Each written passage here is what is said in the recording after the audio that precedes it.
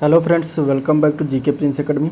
तो आज की इस वीडियो में हम लोग शुरुआत करेंगे यूपी ट्रिपल एससी वीडियो का जो एग्ज़ाम का पेपर होने वाला है उससे संबंधित ये यूथ कंपटीशन बुक ने जो है बुक निकाला है यूथ कंपटीशन वालों ने, जिसमें 15 जो है सॉल्व पेपर दिया गया है। इसके बाद प्रैक्टिस सेट दिया गया है टोटल 8। ठीक है, तो एक एक करके हम इसको सॉल्व करेंगे, देखेंगे। इस पार्ट में जो है हम स्टार्ट करेंगे और इसमें जो है विषय सूची की अगर हम बात करें तो देखिए, पहला दिया गया है परीक्षा योजना एवं कार्यक्रम। इसमें हम लोग देखेंगे कि सिलेबस क्या क्या है वीडियो का 2018 का जो पेपर अब री एग्ज़ाम होने वाला है। ठीक है, कितने अंकों की क्वेश्चन होंगे, कितने अंकों का जो पेपर होगा और कितने प्रश्नों का होगा। ठीक है, कितना जो है इसमें नेगेटिव मार्किंग दिया गया है और इसके सिलेबस के अनुसार क्या क्या इसमें सब्जेक्ट पूछे जाएंगे, वो सारे हम इसमें बात करने वाले हैं। ठीक है, इसके बाद इसमें सॉल्व पेपर दिए गए हैं। ग्राम पंचायत कार्य 2018 का फर्स्ट पेपर जो फर्स्ट शिफ्ट में हुआ था। इसके बाद ग्राम पंचायत कार्य का जो है सेकंड शिफ्ट में जो 2018 में पेपर हुआ था। ठीक है, इसके बाद ग्राम पंचायत कार्य ये 2018 में प्रथम पाली जो हुआ था, समाज कल्याण एवं पर्यवेक्षक का जो करके आया था। ठीक है, और ये सेकंड पाली का है। इसके बाद इसमें ग्राम पंचायत अधिकारी पुनर्परीक्षा 2016 का जो पेपर हुआ था वो उसको भी देखेंगे। ठीक है, इसके बाद 2015 का इसमें व्याख्या सहित पेपर दिया गया, उसको भी देखा जाएगा। ठीक है, इसके बाद इसमें जो है प्रैक्टिस सेट दिया गया है 1 2 3 4 5 6 7 8, मतलब 8 प्रैक्टिस सेट टोटल दिया गया है, तो वो इसके डिस्कशन के बाद देखेंगे। ठीक है, इन पोर्शन में जो हम देखने वाले हैं, सबसे पहले हम इसमें जीके के क्वेश्चन देखेंगे। ठीक है, जीके जीएस के क्वेश्चन जो होंगे वो सभी हम इस वीडियो में एक एक करके डिस्कस करेंगे। तो सबसे पहले सिलेबस देख लेते हैं। Uttar Pradesh UP triple S लोक सेवा आयोग के द्वारा जो है ग्राम पंचायत अधिकारी के लिए जो है योजना पाठ्यक्रम जो जारी किया गया है उसको हम एक तरीके से पहले देख सकते हैं। अगर देखा जाए तो वस्तुनिष्ठ प्रकार का पेपर होगा। ठीक है, जिसमें 300 अंकों का ये एक प्रश्न पत्र होगा। प्रत्येक प्रश्न पत्र में जो है 50-50 प्रश्नों के 3 खंड होंगे और प्रत्येक प्रश्न जो है 2 अंक का होगा, यानी कि 30 अंकों का 300 अंकों का होगा, यानी कि कुल अगर देखा जाएगा तो इसमें कितने क्वेश्चन होंगे, तो 150 क्वेश्चन होंगे। ठीक है, और इसमें जो है हिंदी परिज्ञान एवं लेखन योग्यता के संबंधित 50 क्वेश्चन होंगे, जिससे 100 अंक मिलेंगे। सामान्य बुद्धि परीक्षण यानी कि रीजनिंग के 50 क्वेश्चन होंगे, इसमें भी 100 अंक होंगे। और सामान्य जानकारी के 50 क्वेश्चन के 100 अंक, इस तरीके से 150 क्वेश्चन के 300 अंक टोटल होंगे। समय होगी आपके 2 घंटा आपके पास। ठीक है, और इसमें निगेटिव मार्किंग भी दिया गया है। और इसमें क्या है कि 2 प्रश्न गलत होने पर एक सही का प्रश्न का उत्तर काटा जाएगा, यानी कि निगेटिव मार्किंग 1/2 है, तो इसमें जो है तुक्का नहीं मार सकते, ये ध्यान रखना। ठीक है, अब हिंदी परिज्ञान एवं लेखन योग्यता के बारे में अगर देखें तो इसके अंतर्गत क्या क्या पूछा जा सकता है। तो अभ्यर्थियों से हिंदी भाषा का ज्ञान, समझ तथा लेखन योग्यता संबंधी प्रश्न पूछा जाएगा। और यह भाग जो है उत्तर प्रदेश माध्यमिक शिक्षा परिषद की हाई स्कूल परीक्षा अथवा समकक्ष परीक्षा के स्तर का होगा। ठीक है, ये सिलेबस में इस तरीके से दिया गया हिंदी के। रीजनिंग में अगर हम देखेंगे तो इसमें इस भाग में पूछे जाने वाले प्रश्नों का उद्देश्य किसी नवीन परिस्थिति को समझने एवं उसके विभिन्न तत्वों का विश्लेषण कर पहचान करने, तर्क करने की योग्यता को मापना है। इस भाग में ऐसे प्रश्न पूछे जाएंगे जो अनुदेशों को समझने, संबंध, समानता, संगतताओं का पता लगाने, निष्कर्ष यानी कथन कारक निष्कर्ष से भी क्वेश्चन और बौद्धिक क्रियाओं से संबंधित होगा। ठीक है, तो इस तरीके से इसमें टाइप के क्वेश्चन इसमें बनेंगे। इसके बाद तीसरा भाग जो इसमें सामान्य जानकारी यानी कि जीके, जीएस और करंट अफेयर, इन तीनों एक ही में आ जाएगा सामान्य जानकारी में। ठीक है, और इस भाग में चतुर्दिक वातावरण, चारों ओर वातावरण के संबंध में सामान्य जानकारी यानी कि जनरल नॉलेज तथा समाज में उसकी उपयोगिता के संबंध में योग्यता मापने के लिए प्रश्न पूछा जाएगा। इस भाग में समसामयिक घटना, ठीक है, यानी कि करंट अफेयर, प्रतिदिन दृष्टिगोचर होने वाले, अनुभव में आने वाले तथ्य, विशेष रूप से भारत से संबंधित ऐतिहासिक और भौगोलिक तथ्यों से संबंधित एवं वैज्ञानिक पहलुओं से संबंधित प्रश्न भी पूछा जाएगा। ठीक है, यानी कि इतिहास, भूगोल और साइंस। ठीक है, और इसके बाद करंट अफेयर और जो है प्रतिदिन दृष्टिगोचर होने वाले जो तथ्य आएंगे उससे भी संबंधित क्वेश्चन होंगे। तो ये सारी चीज़ें हो गई इसके सिलेबस के बारे में। ठीक है, अब आपको एक आंकड़ा लग गया होगा कि कितना क्या इसमें क्या क्या पूछा जा सकता है क्वेश्चन में। चलिए वीडियो को आज का स्टार्ट करते हैं। इसमें हम देखेंगे ग्राम पंचायत या ग्राम विकास अधिकारी समाज कल्याण पर्यवेक्षक की सामान्य परीक्षा 2018 का प्रश्न पत्र देखेंगे और ये फर्स्ट शिफ्ट का होगा। और इसमें हम लोग देखेंगे सामान्य जानकारी। ठीक है, यानी 50 क्वेश्चन जो सामान्य जानकारी का पूछा गया था वो हम डिस्कस करने वाले हैं। ठीक है, सामान्य जानकारी में पहले क्वेश्चन अगर देखेंगे तो कैलिस्टो एमटी, एरियल और सेंचुरी विभिन्न प्रकार के हैं, ये क्या हैं ये बताना। ठीक है, कैलिस्टो एमटी और एरियल और सेंचुरी ये कंप्यूटर से संबंधित क्वेश्चन है, ये पूछा गया था। तो इसके आंसर की बात करेंगे तो फॉन्ट इसका आंसर हो जाएगा फ़ॉन्ट से संबंधित ये चीज़ें दी गई, ये फ़ॉन्ट के प्रकार दिए गए हैं, ठीक है। सेंचुरी, एरियल, कैलिस्टो, एमटी, ठीक है, टाइम्स न्यू रोमन, फ्रैंकलिन, ये सब क्या है, फ़ॉन्ट के प्रकार हैं। अब इसके अगर हम डिस्क्रिप्शन देखें तो फ़ॉन्ट जो होता है वो वर्ण, अक्षर, संख्या, प्रतीक का एक पूरा सेट होता है जो एक समान वजन, चौड़ाई, शैली को साझा करता है। शैली एक फ़ॉन्ट परिवार में जो है एक व्यक्तिगत फ़ॉन्ट का संस्करण है। आमतौर पर रोमन, प्लेन, इटैलिक आदि जैसी विभिन्न प्रकार की शैलियाँ हैं। एरियल, कैलिबरी, कैलिस्टो, एमटी और सेंचुरी, गोथोलिक, फ्रैंकलिन, ये सब क्या हैं, ये विभिन्न के फ़ॉन्ट हैं, यानी कि ये सब फ़ॉन्ट के ही प्रकार हैं, ठीक है। तो इस तरीके से क्वेश्चन आया था कंप्यूटर से। अगला क्वेश्चन भी कंप्यूटर से ही पूछा गया था कि इनमें से कौन सा इंटरनेट तक पहुंच प्रदान करता है। ऑप्शन दिया गया था एमएनपी, आईएसपी, स्प्रेडशीट या फिर सर्च इंजन। कौन सा ऐसा है जो इंटरनेट तक पहुंच प्रदान करता है, तो राइट आंसर इसका बी पार्ट हो जाएगा, आईएसपी, ठीक है, इंटरनेशनल सर्विस प्रोवाइडर। अब देखिए वीडियो को पूरा देखिएगा तभी इसका फ़ायदा जो एग्जाम में मिल पाएगा। और जीएस का पोर्शन होने के बाद, यानी कि जो 15 पेपर सॉल्व पेपर तक के दिए गए हैं और 8 पेपर जो प्रैक्टिस, इसका जीएस कंप्लीट होगा। इसके बाद मैं जो है इसका हिंदी करवाऊंगा, ठीक है। तो चैनल से जुड़े रहिएगा और चैनल को सब्सक्राइब कर लीजिए, साथ में बेल आइकन भी प्रेस कर दीजिए, जिससे कि अगला जब नोटिफिकेशन आए या वीडियो अपलोड हो तो आपको तुरंत उसका नोटिफिकेशन मिल जाए, ठीक है। और वीडियो पसंद आए तो लाइक ज़रूर कर दीजिएगा और अपने दोस्तों में शेयर कर दीजिएगा, ठीक है। इसका आंसर क्या हो जाएगा, आईएसपी। आईएसपी का फुल फॉर्म होता है इंटरनेट सर्विस प्रोवाइडर, ठीक है, जो कि एक कंपनी है जो ग्राहकों को इंटरनेट का उपयोग जो है प्रदान करती है। भारत में एयरटेल, जियो, वोडाफोन आदि हैं जो कि क्या इंटरनेट प्रदान करते हैं, ठीक है। प्रमुख इंटरनेट सेवा प्रदाता आईएसपी कंपनियां हैं। Dial up, DSL, cable modem, wireless, समर्पित हाई स्पीड इंटरकनेक्ट सहित तकनीकों का जो है उपयोग करके डेटा प्रेषित किया जाता है, ठीक है। इसके बाद नेक्स्ट क्वेश्चन आया था पावर स्ट्रिप क्या है। पावर स्ट्रिप की बात करेंगे तो इसमें क्या है, इसका अगर हम पढ़ेंगे इसमें क्वेश्चन, तो पहला ऑप्शन इसमें दिया गया था कि यह एक विद्युत उपकरण है जिसका उपयोग वाल आउटलेट की क्षमता को विस्तारित करने के लिए किया जा सकता है, जो उपकरणों को समायोजित कर सकता है, ठीक है। ये था पहला इसका ऑप्शन। दूसरा ऑप्शन है ये कई घटकों को एक पावर आउटलेट में जो है प्लग करता है। तीसरा ऑप्शन था एक इलेक्ट्रॉनिक उपकरणों के लिए बिजली की आपूर्ति प्रदान करता है। चौथा इसका था यह जो है उसका उपयोग इनपुट संकेत के वोल्टेज, करंट, पावर के परिमाण को बढ़ाने के लिए किया जाता है। तो पावर स्ट्रिप जो होता है उसका आंसर क्या हो जाएगा, ए पार्ट हो जाएगा, ठीक है। पावर स्ट्रिप क्या होता है, यह एक विद्युत उपकरण है जिसका उपयोग जो है वाल आउटलेट की क्षमता को विस्तारित करने के लिए किया जा सकता है, जो उपकरणों को क्या करता है, समायोजित करता है, ठीक है। तो आंसर इसका ए पार्ट हो जाएगा। डिस्क्रिप्शन देख लेते हैं। तो पावर स्ट्रिप एक विद्युत उपकरण है जिसका उपयोग एक वाल आउटलेट की क्षमता का विस्तार करने के लिए करते हैं, जो कई उपकरणों की संख्या को समायोजित कर सकता है। कभी कभी इसे extension strip, power board, lead strip के रूप में भी संबोधित किया जाता है। इसमें जो है कई सॉकेट लगे होते हैं जिसमें एक साथ कई उपकरणों को प्लग किया जा सकता है, ठीक है। अगला प्रश्न आया था निम्न में से कौन सा एक समूह जो है एमएस एक्सेल के इंसर्ट टैब में मौजूद नहीं है, ठीक है। टोटल 50 क्वेश्चन जीके के होने हैं, अभी 4 क्वेश्चन हुआ है। इंसर्ट टैब पूछा गया है, इसमें से कौन सा एमएस एक्सेल के इंसर्ट टैब में मौजूद नहीं है। तो राइट आंसर की बात करेंगे तो पैराग्राफ जो होता है वो इंसर्ट टैब में मौजूद नहीं होता, बाकी रेखांकन, लिंक, प्रतीक यानी कि सिंबल, ये सब इंसर्ट टैब में मौजूद होता है, ठीक है। एमएस एक्सेल में चित्र जो है चार्ट, फिल्टर और हाइपरलिंक आदि का सम्मिलित करने के लिए इंसर्ट टैब का उपयोग करते हैं, और एमएस एक्सेल में समूह को जो है सम्मिलित करने के लिए इस इंसर्ट टैब का उपयोग करते हैं। इंसर्ट टैब खोलने के लिए शॉर्टकट की जो है वो ALT+N का प्रयोग करते हैं। इंसर्ट टैब में जो है उपलब्ध कुछ समूह निम्नलिखित हैं। इंसर्ट टैब में टेबल्स होता है, इलिस्ट्रेशन होता है, इलिस्ट्रेशन ऐप्स होता है, चार्ट होता है, रिपोर्ट स्पारलाइंस होता है, फिल्टर्स होता है, लिंक्स होता है, टेक्स्ट होता है और सिंबल होता है, ठीक है। अतः इंसर्ट टैब एमएस एक्सेल में पैराग्राफ का अनुच्छेद नहीं है। तो इस तरीके से आपका आंसर इसमें जो हो जाएगा वो बी पार्ट हो जाएगा। अगला क्वेश्चन पूछा गया था उत्तर प्रदेश का त्रिवेणी संगम जो है निम्नलिखित नदियों में से किसके संगम का स्थान है, ठीक है। यानी कि उत्तर प्रदेश में जो इलाहाबाद में त्रिवेणी संगम बनता है वो किन किन नदियों का संगम स्थान है जिसको त्रिवेणी संगम कहा जाता है, ठीक है, ये बताना है। तो इसमें राइट आंसर की बात करेंगे तो राइट आंसर इसका बी पार्ट हो जाएगा। गंगा यमुना सरस्वती का त्रिवेणी संगम होता है और इसी को त्रिवेणी संगम, गंगा यमुना सरस्वती के मिलान को क्या कहते हैं, त्रिवेणी संगम कहते हैं, ठीक है।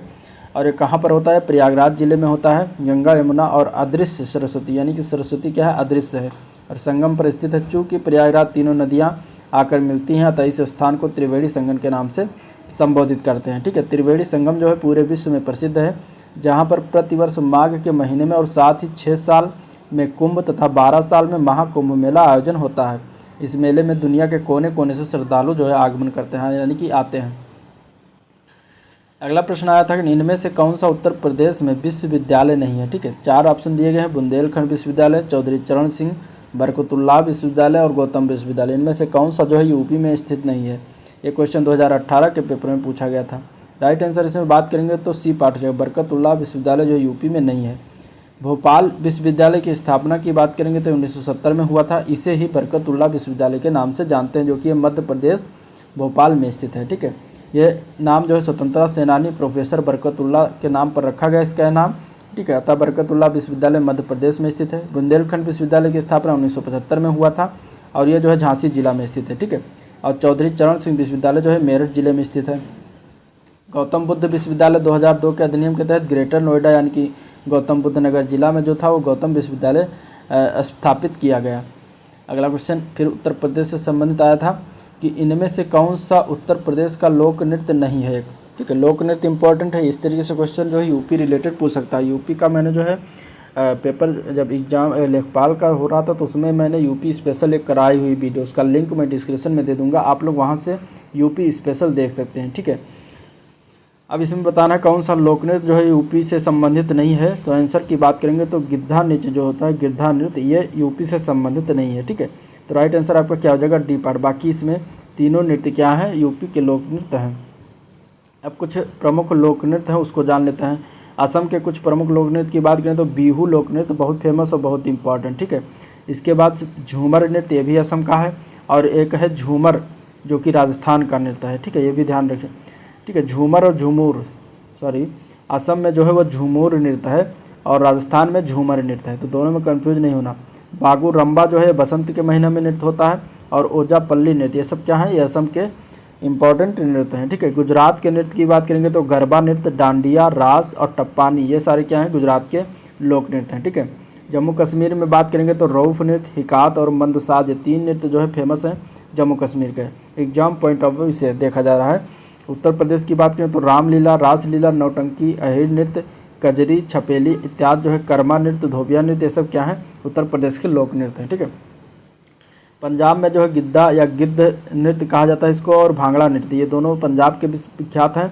इसके बाद कर्नाटक के नृत्य की बात करें तो यक्षगान इंपॉर्टेंट है कर्नाटक का, करगा नृत्य और लांबी नृत्य, 3 नृत्य जो है कर्नाटक के, याद रखिएगा।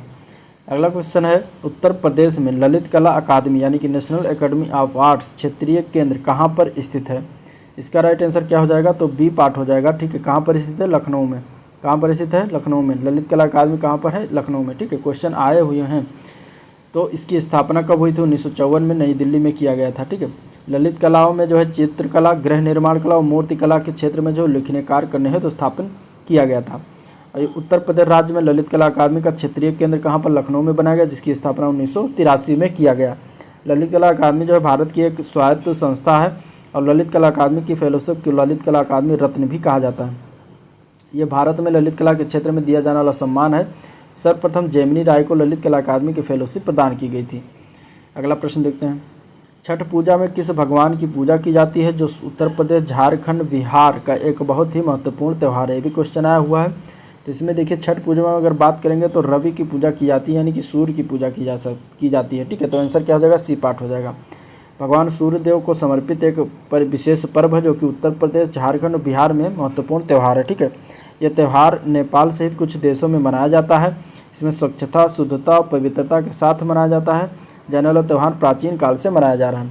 कार्तिक माह के शुक्ल पक्ष की षष्ठी तिथि को जो है मनाए जाने के वाले इस व्रत अथवा त्यौहार का वर्णन भविष्य पुराण में जो है सूर्य षष्ठी के रूप में वर्णन है। ठीक है, और इस व्रत में जो है छठी माता की पूजा के साथ साथ संतान की रक्षा एवं दीर्घायु होने का वर मांगा जाता है।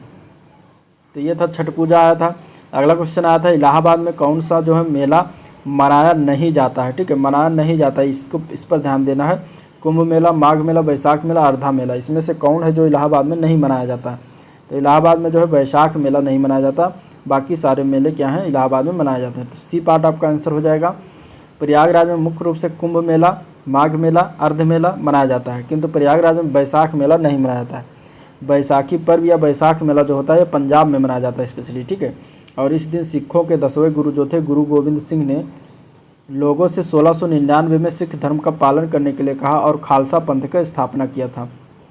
प्रयागराज में त्योहारों का शहर, प्रयागराज को क्या कहते हैं, त्योहारों का शहर भी कहते हैं। ठीक है, इसके बाद अगला क्वेश्चन आया था एसोचैम यूपी। ठीक है, ये पूछा गया था एसोचैम यूपी का फुल फॉर्म क्या है।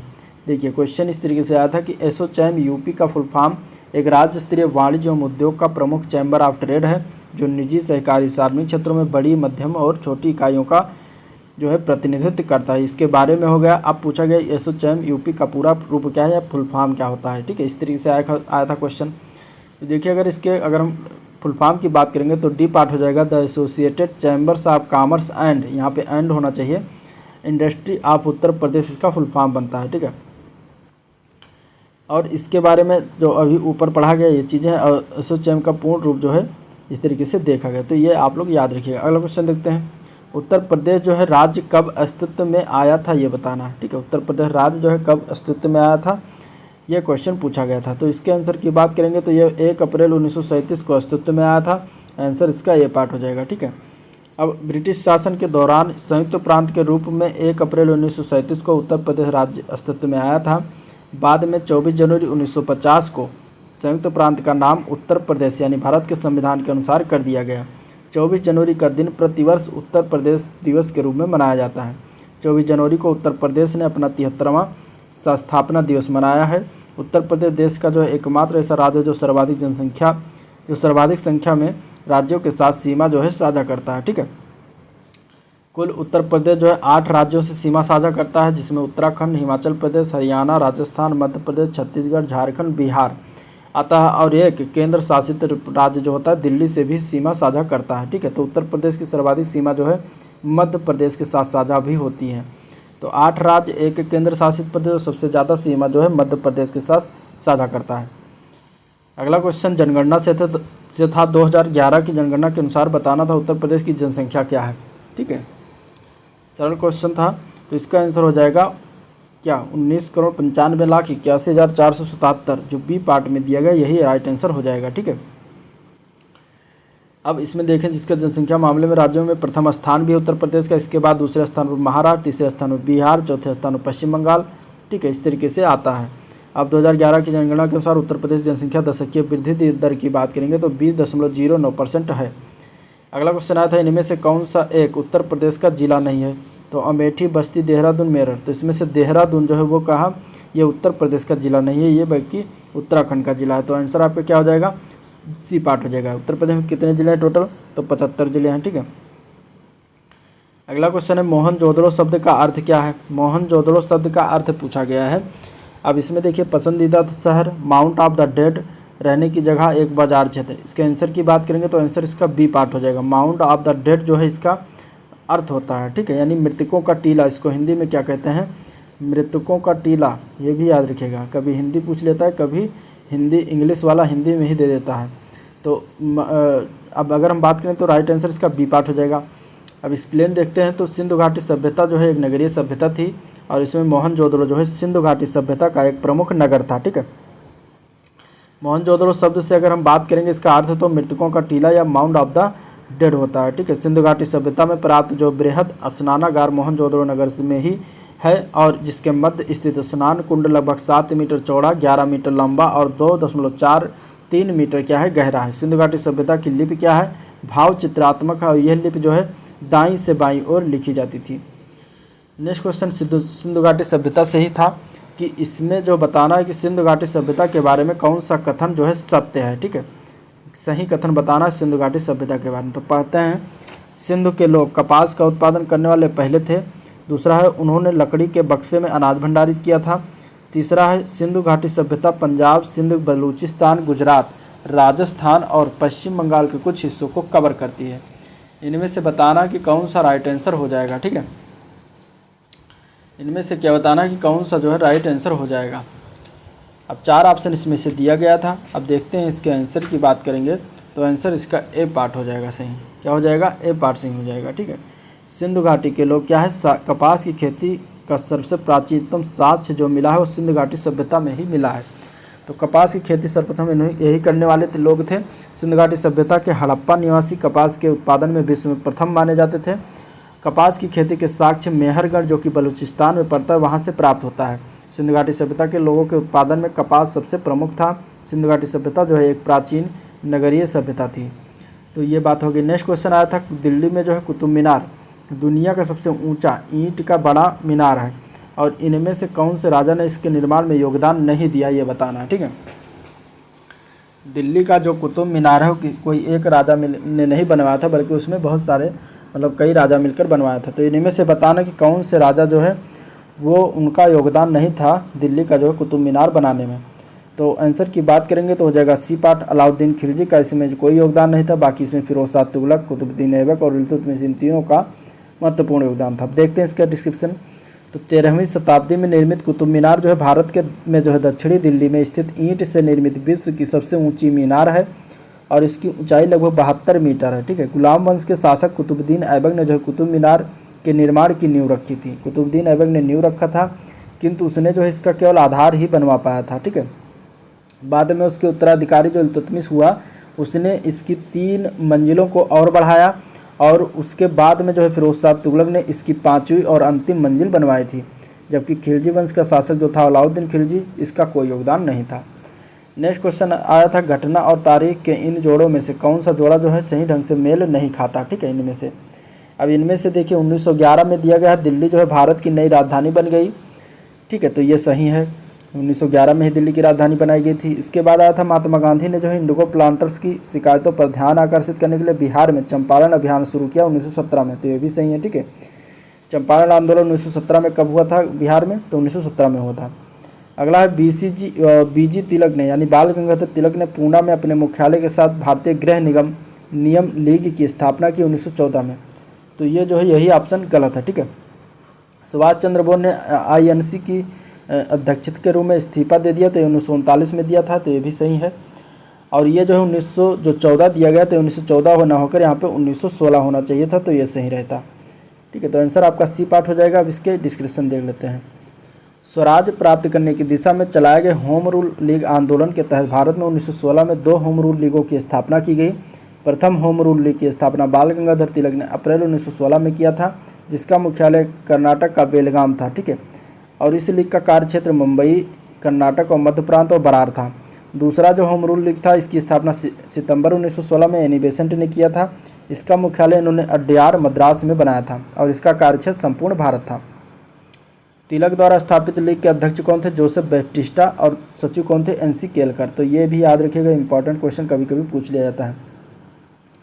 अगला क्वेश्चन हिस्ट्री से है। इनमें से किस लड़ाई में जो है अंग्रेजों ने बंगाल के नवाब सिराजुद्दौला को हराया था? इनमें से किसने जो है किस लड़ाई में जो है अंग्रेजों ने बंगाल के नवाब जो था सिराजुद्दौला को हराया था? ठीक है, ये बताना है।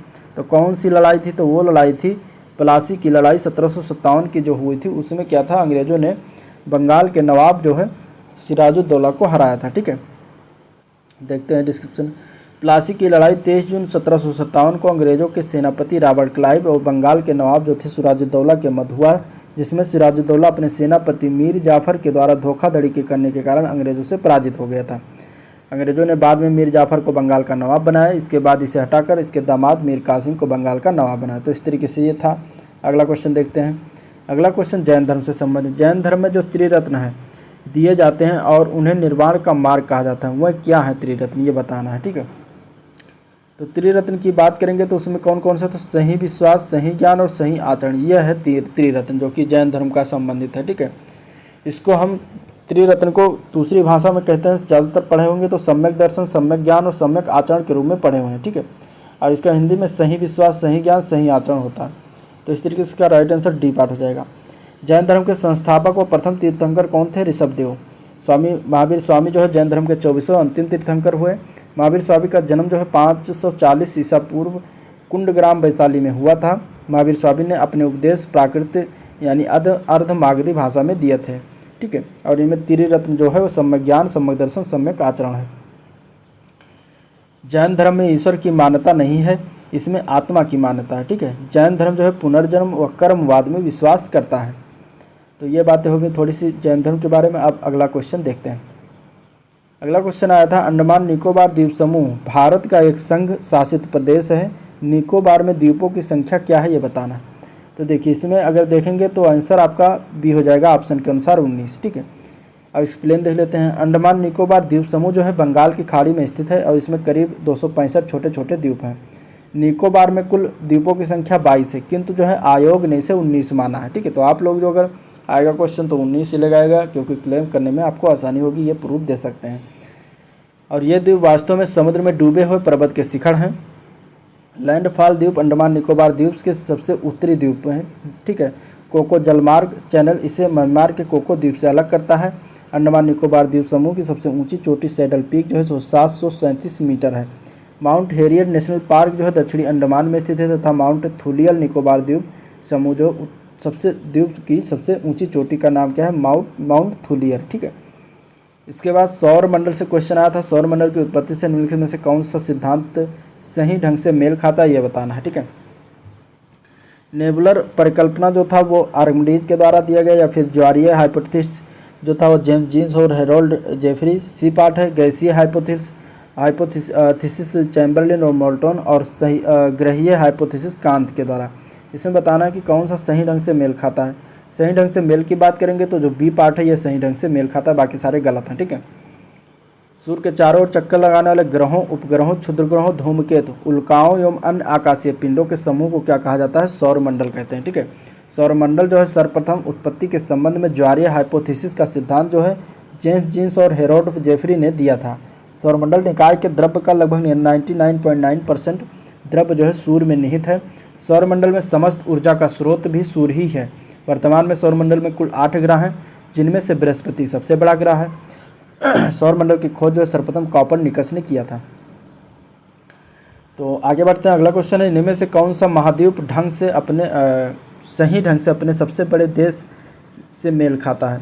एशिया, इंडिया, अफ्रीका, कांगो लोकतांत्रिक गणराज्य, या उत्तरी अमेरिका, संयुक्त राज्य अमेरिका, या फिर साउथ अमेरिका ब्राज़ील। ठीक है, इसमें से बताना है कि कौन सही ढंग से अपने सबसे बड़े देश में मेल खाता है, यानी कि महाद्वीप दिया गया, महाद्वीप का सबसे बड़ा देश कौन सा है, इस तरीके से बताना है कौन सा इनमें से सही है। ठीक है,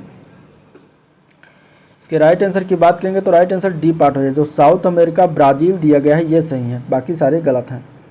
अब अगर हम देखते हैं तो दक्षिण अमेरिका जो है महाद्वीप विश्व का चौथा सबसे बड़ा महाद्वीप है। दक्षिण अमेरिका महाद्वीप में क्षेत्रफल की दृष्टि से ब्राज़ील जो है सबसे बड़ा देश है। ब्राज़ील देश दक्षिण अमेरिका महाद्वीप का सर्वाधिक जनसंख्या वाला देश भी है।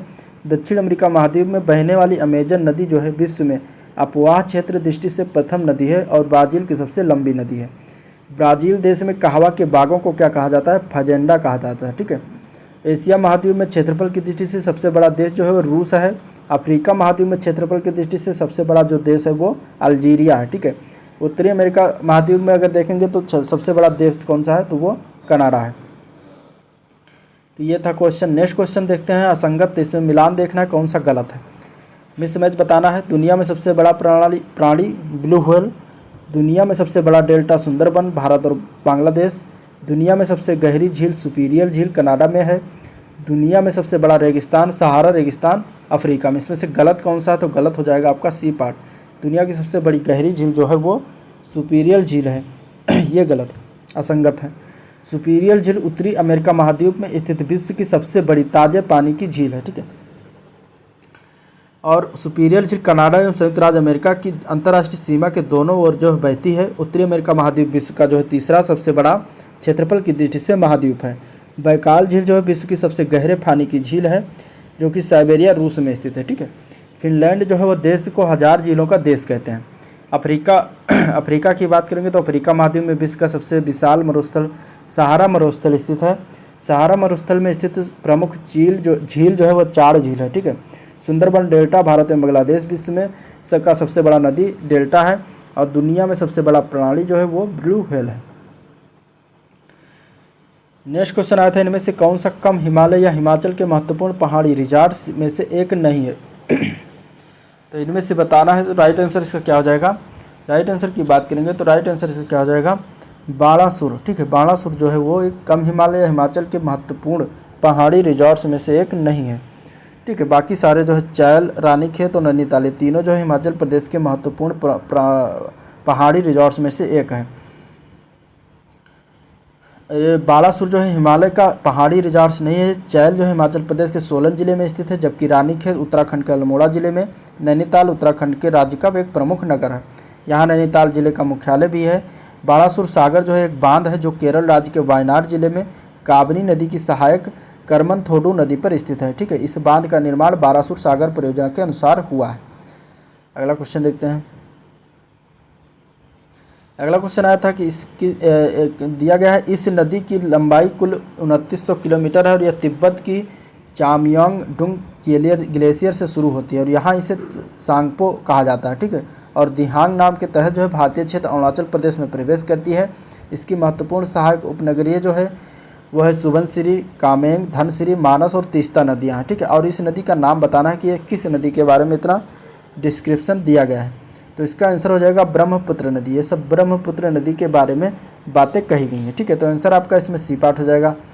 अगला क्वेश्चन आया था भारतीय मानक मेरिडियन 5 राज्यों के माध्यम से गुजरता है। इनमें से कौन सा राज्य 5 में से नहीं है, ये बताना। तो वो राज्य है बिहार। ठीक है, बिहार से नहीं गुजरता, बाकी आंध्र प्रदेश, उड़ीसा और छत्तीसगढ़ इन 3 राज्यों से होकर गुजरता है। ठीक है, भारतीय मानक समय यानी कि IST की स्थापना 1 सितंबर 1947 को हुआ। भारत में 82.5 डिग्री पूर्वी देशांतर रेखा जो कि प्रयागराज यानी कि इलाहाबाद के नैनी से होकर गुजरती है को मानक समय माना गया है। भारत का मानक समय रेखा जो है ग्रीनविच मीन टाइम 82.5 डिग्री पूर्व में स्थित है और इसका अर्थ है कि भारतीय मानक समय ग्रीनविच के मानक समय के 5.5 घंटा आगे है। ठीक है, भारतीय मानक समय जो है 5 राज्य जो पढ़ते हैं ये है, पहला उत्तर प्रदेश, दूसरा मध्य प्रदेश, तीसरा आंध्र प्रदेश, चौथा है छत्तीसगढ़ और 5वां उड़ीसा। अब आगे क्वेश्चन देखते हैं। तो संविधान द्वारा विचार की गई लोकसभा की अधिकतम संख्या क्या है। ठीक है, ये क्वेश्चन आया था। लोकसभा की अधिकतम संख्या पूछा गया था, कौन सा है। ठीक है, तो इसका आंसर क्या हो जाएगा 550, 250, 552 या फिर 600। आंसर की बात करेंगे तो आंसर इसका सी पार्ट हो जाएगा 552। ठीक है, अब 552 इस क्वेश्चन के अगर देखेंगे तो उस समय क्वेश्चन जब आया था तब 552 था। अब इनमें से अधिकतम अगर 530 सदस्य राज्यों के जो है निर्वाचन क्षेत्रों से वह अधिकतम 20 सदस्य संघीय क्षेत्रों से निर्वाचित किए जा सकते हैं एवं भारत के राष्ट्रपति जो है आंग्ल भारतीय वर्ग के अधिकतम 2 सदस्यों को मनोनीत कर सकते हैं। लेकिन संविधान के 104वां संविधान संशोधन अधिनियम के तहत जो है लोकसभा में आंग्ल भारतीय वर्ग के सदस्यों के मनोनयन के संविधान को प्रावधान को जो है हटा दिया गया है। अतः अब वर्तमान में लोकसभा सदस्यों की संख्या कितनी हो गई है, टोटल 550। ठीक है, 550 लोकसभा के सदस्यों का चुनाव जो है गुप्त मतदान के द्वारा वयस्क मताधिकार यानी 18 वर्ष के ऊपर वाले लोग आधार पर किया जाता है, देते हैं। ठीक है, और इसके बाद भारत में जो है लोकसभा को प्रधानमंत्री के परामर्श पर राष्ट्रपति के द्वारा समय के पूर्व भी भंग किया जा सकता है। भारत में लोकसभा भारतीय संसद का निम्न सदन होता है जिसकी अध्यक्षता लोकसभा अध्यक्ष करता है। राज्यसभा में अधिकतम संख्या कितनी हो सकती है, 250 हो सकती है और यह संसद का ऊपरी सदन होता है राज्यसभा, जिसके सभापति कौन होते हैं, भारत के उपराष्ट्रपति। ठीक है, अगला क्वेश्चन देखते हैं। तो अगला क्वेश्चन भी संविधान से था। भारत के संविधान के किस संशोधन अधिनियम ने पंचायती राज को एक संवैधानिक निकाय बनाया। इंपॉर्टेंट क्वेश्चन, पंचायती राज को एक संवैधानिक निकाय जो बनाया गया तो कौन सा संविधान संशोधन किया गया था, तो उसमें किया गया था 73वां संविधान संशोधन 1992। ठीक है, कौन सा था, 73वां संविधान संशोधन 1992 के अंतर्गत किया गया था। आंसर ए पार्ट हो जाएगा। 73वां संविधान संशोधन 1992 के अंतर्गत भारतीय संविधान में एक नया भाग जोड़ा गया, भाग 9। ठीक है, और इसके साथ ही इसके अंतर्गत जो है 11वीं अनुसूची जोड़ी गई और 11वीं अनुसूची में टोटल 29 विषय रखे गए। ठीक है, और इस अधिनियम से पंचायती राज को अनुच्छेद 243 के तहत संवैधानिक दर्जा प्राप्त हो गया और यह एक्ट 24 अप्रैल 1993 को प्रभावी पंचायती राज दिवस के रूप में प्रभावी हो गया। ठीक है, इस अधिनियम के द्वारा संविधान के अनुच्छेद 40 को व्यवहारिक रूप दिया गया जिसमें कहा गया है कि प्रत्येक राज्य ग्राम पंचायतों के गठन हेतु कदम उठाएगा और उन्हें आवश्यक अधिकार प्रदान करेगा। इस अधिनियम के अंतर्गत पंचायती राज संस्थाओं को एक संवैधानिक दर्जा प्रदान किया गया है। राज्य सरकारें पंचायती राज व्यवस्था को जो है अपनाने को बाध्य हैं। 74वां संविधान संशोधन अधिनियम के तहत नगर पालिकाओं को संवैधानिक दर्जा जो है प्रदान किया गया। 86वां संविधान संशोधन 2002 के अनुसार जो है एक नया अनुच्छेद 21 का जोड़कर 6 से 14 वर्ष के बच्चों के लिए शिक्षा को मूल अधिकार प्रदान किया गया। ठीक है, इसके बाद चौथा ऑप्शन में जो था 61वां संविधान संशोधन 1989 के तहत जो है अनुच्छेद 326 में संशोधन करके वयस्क मताधिकार की उम्र को 21 वर्ष से घटाकर 18 वर्ष कर दिया गया था। तो ये था ये क्वेश्चन। अब अगला क्वेश्चन देखते हैं। अगला क्वेश्चन पूछा गया था, इनमें से कौन सा भारत में पंचायती राज की 3 स्तरीय प्रणाली में से एक स्तर नहीं है इनमें से, ठीक है। तो कौन सा इनमें से नहीं है, तो वो है नगर परिषद। कौन सा है, नगर परिषद। नगर परिषद जो है इनमें से नहीं, बाकी इसमें ग्राम पंचायत, पंचायत समिति और जिला परिषद तीनों जो है पंचायती राज की 3 स्तरीय प्रणाली में तीनों यही आते हैं। तो आंसर आपका इसमें डी पार्ट हो जाएगा। अभी इसके बारे में बात हुआ, अगला क्वेश्चन देखते हैं। हाँ, और 3 जो त्रिस्तरीय पंचायती राज व्यवस्था है किसके द्वारा प्रदान किया गया, तो ये जो है सिफारिश किया गया था बलवंत राय मेहता समिति के द्वारा, ठीक है। बलवंत राय मेहता समिति, ये याद रखिएगा। अगला क्वेश्चन देखते हैं। अगला प्रश्न, इनमें से कौन सा संविधान भारतीय संविधान की एक महत्वपूर्ण विशेषता नहीं है। देखते हैं, ऑप्शन में दिया गया ये एक लिखित संविधान है, तो ये तो विशेषता लिखित संविधान है, ठीक है। और अगला ऑप्शन है यह अनुमेय है, यानी कि इसे संशोधित किया जा सकता है, लेकिन यह अनम्य है भी है, यानी कि कुछ भाग के रूप में, यानी इसकी मूल संरचना में संशोधन नहीं किया जा सकता, तो ये भी सही है, ठीक है।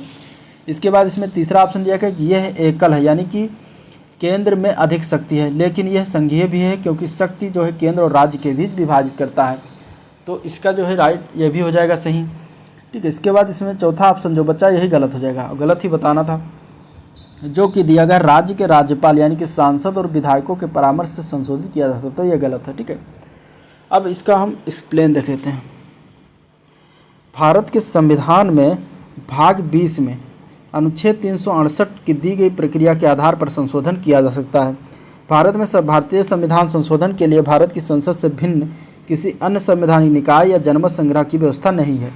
भारत में संविधान संशोधन का कार्य केवल भारत की संसद करती है। संविधान में संशोधन हेतु विधेयक संसद के किसी भी सदन में प्रस्तुत किया जा सकता है। संविधान संशोधन विधेयक के संसद के एक सदन में पारित होने के बाद वही विधेयक संसद के दूसरे सदन में उसी रूप में पारित होना चाहिए। अंतिम रूप में राष्ट्रपति इस पर अपना हस्ताक्षर करता है और इस प्रकार संविधान को राज्य के राज्यपाल यानी कि सांसद विधायकों के परामर्श द्वारा संशोधित नहीं किया जा सकता, ठीक है। तो ये था क्वेश्चन। नेक्स्ट क्वेश्चन देखते हैं।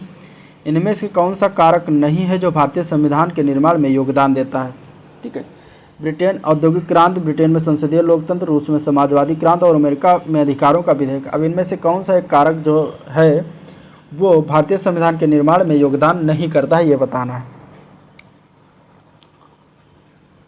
तो आंसर की बात करेंगे तो इसमें जो औद्योगिक क्रांति दिया गया है ए पार्ट, ये जो है भारतीय संविधान के निर्माण में इसका कोई योगदान नहीं है। बाकी इन तीनों का जो नीचे दिए गए इनका महत्वपूर्ण योगदान है, ठीक है। अगर हम देखें ब्रिटेन से, तो ब्रिटेन से संसाधक शासन प्रणाली, एकल नागरिकता एवं विधि निर्माण प्रक्रिया लिया गया है। अमेरिका के संविधान से मौलिक अधिकार को लिया गया है, ठीक है। न्यायिक पुनरावलोकन को लिया गया है, संविधान की सर्वोच्चता, न्यायपालिका की स्वतंत्रता, राष्ट्रपति का निर्वाचन एवं उस पर महाभियोग, उपराष्ट्रपति, उच्चतम एवं उच्च न्यायालय के न्यायाधीशों को हटाने की विधि एवं वित्तीय आपात, ये सब कहाँ से, अमेरिका के संविधान से लिया गया। रूस के संविधान से मौलिक कर्तव्यों का प्रावधान है, न्याय का सिद्धांत है जिसमें सामाजिक, आर्थिक और राजनीतिक 3 प्रकार के न्याय का सिद्धांत जो ये सब रूस के संविधान से लिया गया है। औद्योगिक क्रांति की बात करेंगे जो कि ब्रिटेन में हुआ था, इसका जो है भारतीय संविधान से कोई लेना देना नहीं है, ठीक है। Next question.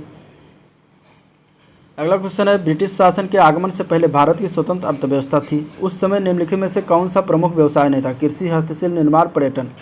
इनमें से कौन सा एक था जो प्रमुख व्यवसाय नहीं था जब ब्रिटिश शासन के आगमन के पहले, तो वो था पर्यटन। कौन सा था, पर्यटन। आंसर आपका क्या हो जाएगा, डी पार्ट हो जाएगा, ठीक है। बाकी तीनों जो थे वो क्या थे, आय के साधन थे, यानी प्रमुख व्यवसाय में गिना जाता था। अब अगला क्वेश्चन है कि 1991 की नई आर्थिक नीति के परिचय के साथ भारतीय अर्थव्यवस्था ने इसके अलावा निम्नलिखित में से सभी के माध्यम से मौजूदा आर्थिक समस्याओं को संबोधित किया। किसके कारण, किसके माध्यम से, तो वो थी औद्योगिकरण। कौन था, औद्योगिकरण के माध्यम से जो है आर्थिक समस्याओं का संबंधित किया। अब इसको हम देख लेते हैं। 1991 में तत्कालीन वित्त मंत्री जो थे मनमोहन सिंह द्वारा नई उदार आर्थिक नीति आरंभ करने के पीछे निम्न उद्देश्य थे। पहला था भारतीय अर्थव्यवस्था को वैश्वीकरण के मैदान में उतारने के साथ साथ इसे बाजार के रुख के अनुरूप बनाना। दूसरा था मुद्रास्फीति की दर को नीचे लाना तथा भुगतान असंतुलन समस्या को निजात पाना। तीसरा था आर्थिक विकास दर को बढ़ाना और विदेशी मुद्रा के पर्याप्त भंडार का निर्माण करना।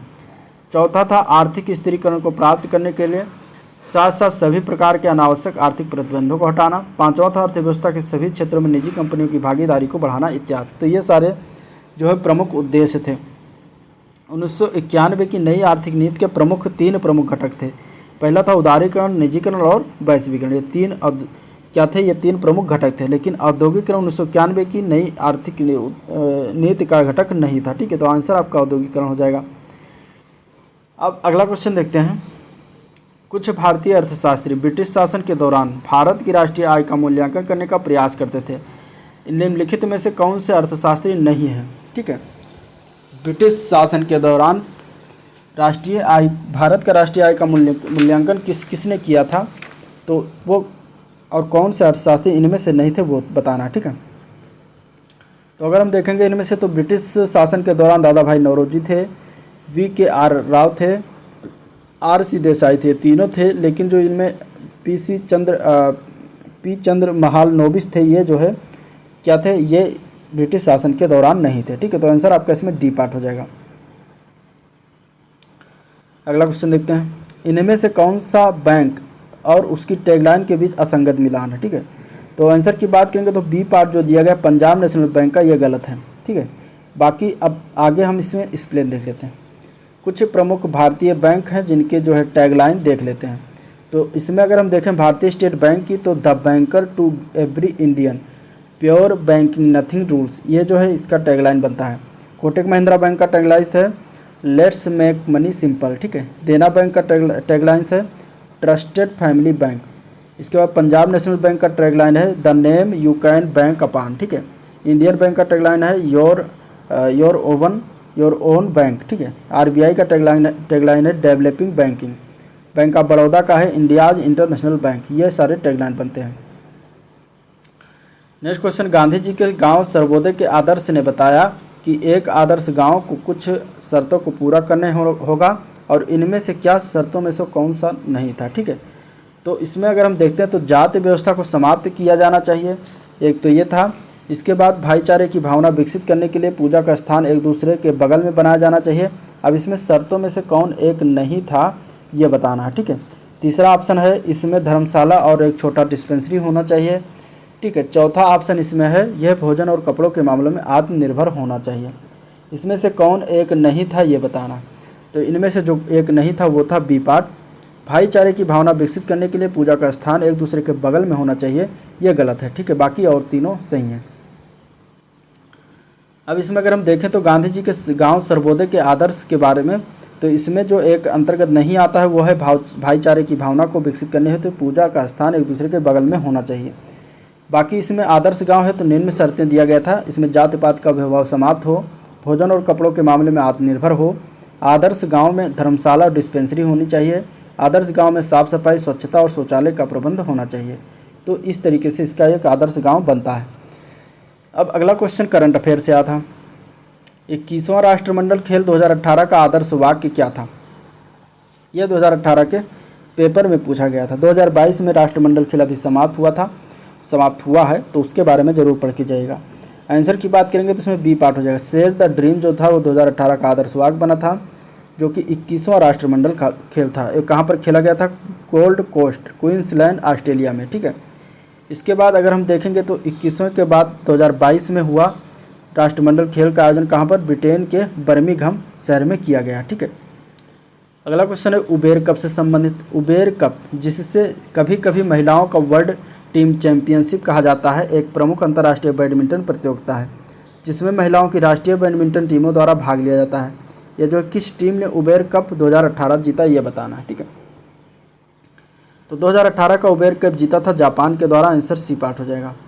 जापान के द्वारा 2018 का उबेर कप जीता गया था। 2020 में उबेर कप जो का आयोजन आरहुस डेनमार्क में जो है आयोजित हुआ, इसका विजेता कौन रहा था? चीन रहा था। ठीक है, 2022 का आयोजन कहाँ पर? बैंकॉक में कराया जाएगा।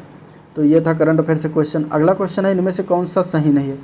अब कुछ सैनिक अभ्यास है, उसमें बताना कौन सा गलत है। ऑप्शन ए में दिया गया है पैसेज एक्सरसाइज, भारत और इंडोनेशिया के बीच एक नौसेना अभ्यास। समन्वित पेट्रोल यानी कि कॉर्पोरेट अभ्यास जो है भारत और पाकिस्तान के बीच एक वार्षिक अभ्यास है। ठीक है, इसके बाद इसमें दिया गया है तीसरा इंदिरा अभ्यास। इंदिरा अभ्यास भारत और रूस के बीच त्रिसेवा संयुक्त सैन्य अभ्यास। फिर दिया गया त्रिपक्षीय नौसेना अभ्यास मालाबार, जो कि 3 देशों भारत, जापान, संयुक्त राज्य अमेरिका के बीच आयोजित किया था। इनमें से कौन सा गलत है? तो गलत ऑप्शन बी पार्ट है। ठीक है, समन्वित यानी कॉर्पोरेट अभ्यास जो भारत पाकिस्तान के बीच नहीं होता। अब इसमें हम देख लेते हैं इसका एक्सप्लेन। अगर हम देखें सिलिनेक्स अभ्यास, तो महत्वपूर्ण अभ्यास है ये, भारत और श्रीलंका के बीच नौसेना के मध्य होता है। पैसेज एक्सरसाइज जो है भारत इंडोनेशिया के में नौसेना के मध्य हुआ। समन्वित पेट्रोल जो कॉर्पोरेट अभ्यास है ये भारत इंडोनेशिया के बीच नौसेना के मध्य हुआ। ठीक है, मालाबार जो है ये भारत जापान अमेरिका के बीच हुआ। इंदिरा अभ्यास भारत रूस के बीच। सूर्य किरण 8 अभ्यास जो है ये भारत नेपाल के मध्य थल सेना के मध्य होता है। सिम्बैक्स 2017 का अभ्यास जो है भारत सिंगापुर नौसेना के मध्य होता है। रेड फ्लैग जो है भारत अमेरिका के मध्य होता है, वायुसेना का अभ्यास। ठीक है, तो इस तरीके से ये अभ्यास कुछ होते हैं जो कि आपको जानना जरूरी है। अगला क्वेश्चन, महत्वपूर्ण घटना जो आया था वो तिथियों से आया था और इनमें बताया गया है कि जो है इनमें से कौन सा एक गलत है।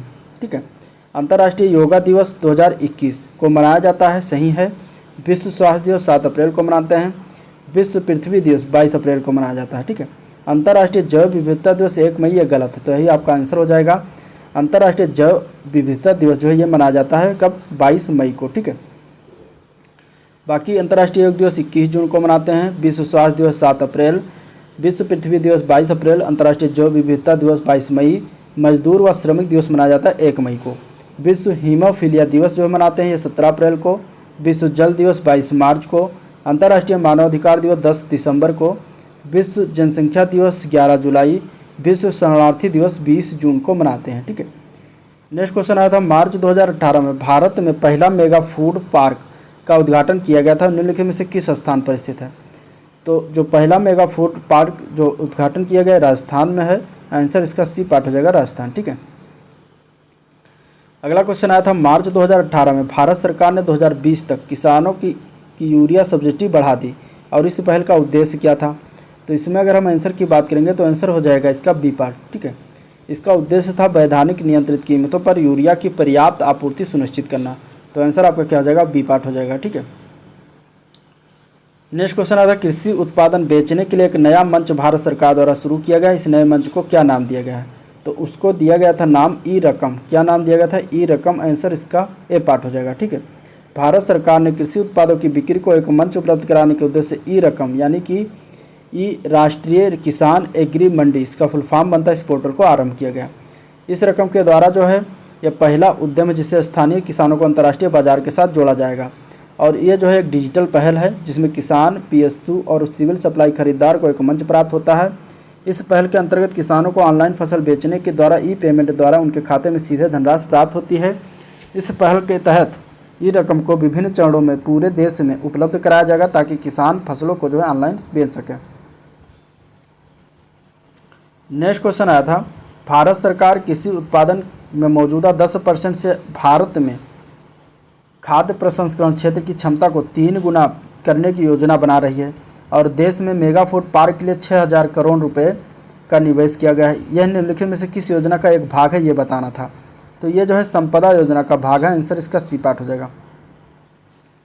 प्रधानमंत्री किसान संपदा योजना, इसकी शुरुआत जो है अगस्त 2017 में किया गया था। यह योजना पूर्ण रूप से कृषि केंद्रित योजना है। इसका उद्देश्य खेत से लेकर खुदरा बिक्री केंद्रों तक दक्ष आपूर्ति प्रबंधन श्रृंखला प्रबंधन के साथ आधुनिक कृषि संरचना की शुरुआत होती है। ठीक है, तो इस तरीके से इसको किया गया था। अगले क्वेश्चन में गलत मिलान करना, पहचान करने में से कौन सा गलत मिलान है। ठीक है, देखिए fountain pen Lewis Edson Waterman, देखिए ये आविष्कार दिया गया कि फाउंटेन पेन का आविष्कार किसने किया, मीटर का आविष्कार किसने किया, बैरोमीटर का आविष्कार और एनिमेशन का आविष्कार। तो देखिए आविष्कार भी आप लोग पढ़ के जाइएगा, इसमें पूछा जा सकता है। 2 क्वेश्चन आविष्कार से आए थे 2018 में। अब कुछ इंपॉर्टेंट आविष्कार हैं उसको देख लेते हैं। लेविस एडिसन वाटरमैन जो है फाउंटेन पेन का आविष्कार किया था। इसमें अगर हम गलत ऑप्शन की बात करेंगे तो बी पार्ट हो जाएगा। ठीक है, अब इसमें हम देखते हैं पहले। लेविस एडिसन वाटरमैन जो है इन्होंने फाउंटेन पेन का आविष्कार किया था। इवान गैलिस्ता टॉरिसेली ने बैरोमीटर का आविष्कार किया। रेनॉल्ड ने जो है एनिमेशन का आविष्कार किया था। जैकरियस जॉनसन ने संयुक्त सूक्ष्मदर्शी का आविष्कार किया। जेलबेर्ड ने टेलीविज़न का आविष्कार किया था। थॉमस एल्वा एडिसन ने ग्रामोफोन का आविष्कार किया था। ग्राहम बेल जो टेलीफोन का आविष्कार किया था। ठीक है, और जैकेरियस जेनसन जो है मीटर नामक उपकरण के आविष्कारक नहीं बल्कि संयुक्त सूक्ष्मदर्शी के आविष्कारक हैं। ठीक है, तो इस तरीके से आंसर आपका इसमें बी पार्ट हो जाएगा। अगला क्वेश्चन भी सही, इसमें सही मिलान की पहचान करना था जो कि आविष्कार से ही संबंधित है। आंसर की बात करेंगे तो माइक्रोवेव जो है ओपन ये पर्सी स्पेंसर जो है ने आविष्कार किया था, तो आंसर इसका ये पार्ट हो जाएगा। ठीक है, माइक्रोवेव ओवन की बात करेंगे तो पर्सी स्पेंसर ने आविष्कार किया था। ट्रांसफार्मर का आविष्कार माइकल फैराडे के द्वारा। बैटरी का आविष्कार एलेसेंड्रो वोल्टा के द्वारा। वर्नियर कैलिपर्स का आविष्कार जो है पियरे वर्नियर के द्वारा। डायनामो का आविष्कार माइकल फैराडे के द्वारा। डीजल इंजन का आविष्कार रुडोल्फ डीजल के द्वारा। कंप्यूटर का आविष्कार चार्ल्स बेबेज के द्वारा। इलेक्ट्रॉन सूक्ष्मदर्शी का आविष्कार नालियोमरस्का के द्वारा। थर्मोमीटर का आविष्कार डैनियल गैब्रियल फारेनहाइट ने किया था। रिवाल्वर का आविष्कार सैमुअल कोल्ट ने किया था। और थर्मस फ्लास्क का आविष्कार जेम्स डेवार के द्वारा किया गया था। ठीक है, तो इस तरीके से अब से भी क्वेश्चन पूछे गए हैं, तो इसको भी आप लोग पढ़ के जाइएगा, याद करके जाइएगा, रट के जाइएगा। नेक्स्ट क्वेश्चन आया था अस्थायी रूप से संग्रहित डेटा के लिए उपयोग किया जाने वाला शब्द क्या है। तो देखिए अस्थायी रूप से जो संग्रहित किया जाता है उसको कहते हैं कैश डाटा। क्या कहते हैं? Cash data. आंसर इसका बी पार्ट हो जाएगा। ठीक है, और कैश मेमोरी जो है कंप्यूटर के केंद्रीय प्रोसेसिंग इकाई यानी कि सीपीयू एवं मुख्य मेमोरी के बीच का भाग होता है, जिसका उपयोग बार बार उपयोग में आने वाले डेटा और निर्देशों को संग्रहित करने में करते हैं, जिसका कारण मुख्य मेमोरी और प्रोसेसर के बीच गति का होता है अवरोध हो जाता है दूर। ठीक है, तो आंसर आपका उसमें कैश डेटा हो जाएगा। अगला क्वेश्चन एक आया था बुक से संबंधित। अभिज्ञान शाकुंतलम किताब के लेखक कौन है? तो अभिज्ञान शाकुंतलम जो है ये कालिदास के द्वारा लिखा गया। आंसर सी पार्ट हो जाएगा। अब कुछ प्रमुख प्राचीन कालीन जो है पुस्तकें उनके लेखक देख लेते हैं। अष्टाध्यायी के लेखक पाणिनि हैं। रामायण के लेखक वाल्मीकि हैं। महाभारत के लेखक वेदव्यास हैं। ठीक है, महाभाष्य के लेखक पतंजलि हैं। अभिज्ञान शाकुंतलम के लेखक कालिदास हैं। रघुवंशम के लेखक कालिदास हैं। पंचतंत्र के विष्णु शर्मा हैं। ठीक है, कामसूत्र के लेखक वात्स्यायन हैं। सूर्य सिद्धांत के लेखक आर्यभट्ट हैं। बुद्ध चरित्र के लेखक अश्वघोष हैं। पृथ्वीराज रासो के लेखक चंद्रबरदाई हैं। गीत गोविंद के लेखक जयदो हैं। ठीक है, अगला क्वेश्चन है कि निम्नलिखित में से कौन सा सही ढंग से मेल नहीं खाते हैं। तो पुराने पत्रों का एक समूह जवाहरलाल नेहरू। समय का संक्षिप्त इतिहास यानी brief history of time Albert Einstein. ये जो है इनकी जो है आप कथन लिखिएगा, इसमें बताना कौन सा मेल नहीं खाता। ठीक है, अब midsummer night's dream William Shakespeare. ठीक है, इसके बाद इसमें एक था राजनीतिक अर्थव्यवस्था की आलोचना में योगदान कार्ल मार्क्स। तो इसमें अगर हम आंसर की बात करेंगे तो बी पार्ट हो जाएगा। ठीक है, बी पार्ट जो है गलत है, बाकी सारे सही हैं। समय का संक्षिप्त इतिहास जो है स्टीफन हॉकिंग के द्वारा लिखित पुस्तक है, तो आंसर आपका इसमें बी पार्ट हो जाएगा। तो ये था आज का ओवरऑल वीडियो जिसमें हम लोगों ने डिस्कशन किया उत्तर प्रदेश सम्मिलित अवर अधीन सेवा चयन आयोग का सम्मिलित ग्राम पंचायत अधिकारी, ग्राम विकास अधिकारी और समाज कल्याण पर्यवेक्षक का सामान्य परीक्षा 2018 में जो हुआ था फर्स्ट शिफ्ट का जीके।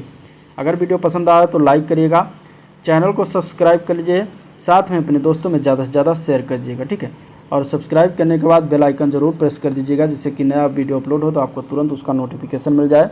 आज का वीडियो पर एंड करते हैं, मिलते हैं नेक्स्ट वीडियो में, तब तक के लिए थैंक यू।